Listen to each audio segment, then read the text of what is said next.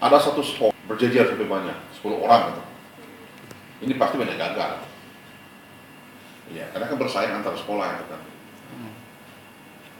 Kalau diterima cuma 2, 8 pasti gagal itu. Nah, mestinya kepala sekolah memahami prosedur itu sehingga anak-anak itu diarahkan. Di samping itu terkait dengan bakat minat, tapi juga peluang ya, tingkat ketatan dalam program studi itu juga diperhitungkan begitu ya. Namanya kalau dia yang milih program studi itu 5 orang. Kalau nomor 5 diterima, maka nomor 4, 3, 2 itu terima semua itu, dan itu nggak mungkin gitu kan. Nah, ini banyak gagal mereka. Jadi mestinya diarahkan di satu sekolah ini yang milih program studi ini si A, misalnya ini si B, ini si C kan gitu. Memang banyak keluhan dari kepala sekolah terkait dengan kuota.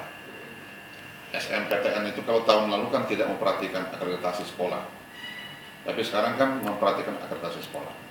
Jadi kuota itu tergantung pada grade akreditasi sekolahnya masing-masing. Yang punya akreditasi A, maka dia dapat kuota 70%. Artinya 70% lulusannya boleh mendaftar atau siswanya boleh mendaftar yang kelas 3 ya, boleh mendaftar di SNMPTN. Kalau dia B, 50%. Kalau akreditasinya C, 20%. Kalau akreditasi lainnya, nah ini kan akreditasi lain itu kan pasti tidak terakreditasi kan. Ya, ada yang di bawah C itu kan. Artinya yang tidak terakreditasi hanya 10%. Memang banyak yang protes, tapi itu kan kebijakan nasional. Ya. Dan itu untuk memotivasi supaya pemerintah dan pemerintah daerah aktif mereakreditasi sekolah-sekolah itu. Itu yang pengisian data sekolah dan siswa DSS. Nanti kalau sudah mulai registrasi ya, beberapa hari kita akan informasikan teman-teman.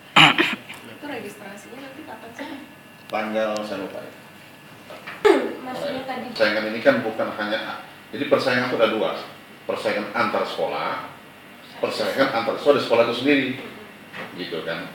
Nah, persaingan antar sekolah kan itu sudah jelas ya. Persaingan antar siswa di sekolah itu kan ketat juga.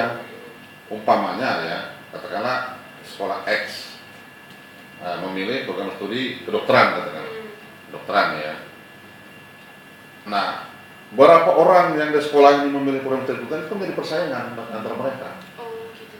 Nah, kalau umpamanya yang diterima hanya 1, sedangkan yang daftar 12, 11 kan pasti nggak diterima. Tapi kalau daftar di program studi lain kan ada peluang sebenarnya di situ kan, untuk sekolah itu gitu ya. Nah, jadi kalau dia numpuk di program studi tertentu, pasti banyak nggak diterima ya, SMP itu secara menyebar gitu kan. Iya, sebenarnya. Nah, walaupun itu nggak bisa dipaksa karena terkait minat juga ya. Pokoknya dia harus milih ke program studi X, padahal dia nggak berminat, nggak bisa juga sebenarnya kan. Tapi resikonya begitu, kalau dia numpuk pada program studi tertentu, resikonya begitu. Nilai tertinggi yang akan diambil ya Pak? Pasti. Jadi kalau umpamanya nomor 10 harus lulus gitu ya, ya 9 sampai 1 mesti lulus semua kan nggak mungkin gitu kan, karena persaingannya ketat sekali.